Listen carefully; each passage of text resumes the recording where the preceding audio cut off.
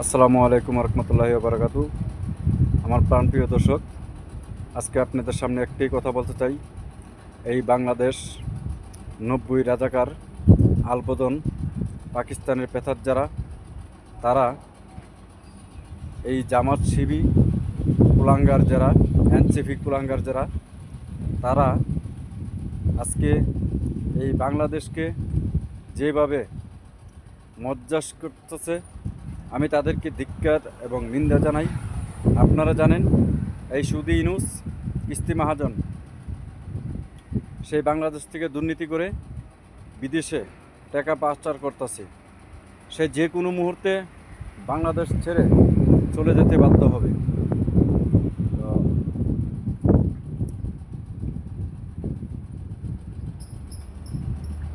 আজকে আমার জায়গা থেকে আমি একটাই কথা বলতে চাই, এই সুদি ইনুস কিস্তি মাহাজনকে আপনারা সবসময় নজরবন্দিতে রাখবেন, যাতে এই বাংলাদেশ থেকে বিতাড়িত না হইতে পারে। তার বিচার এই বাংলার জনগণ 18 কোটি মানুষে তার বিচার করবে।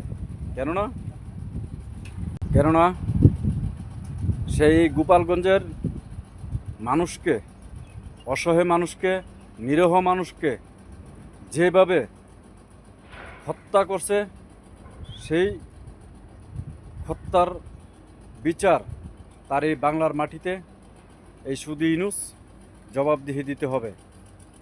তাই আমাদের জায়গার থেকে আমরা বলি, আমরা যারা নিরীহ অসহায় মানুষ আছি এবং বাংলা জনগণকে বলি, আপনারা দেশকে ভালোবাসুন, দেশের মানুষকে ভালোবাসুন, স্বাধীনতার পক্ষে থাকুন, মুক্তিযোদ্ধার পক্ষে থাকুন। জয় বাংলা, জয় বঙ্গবন্ধু।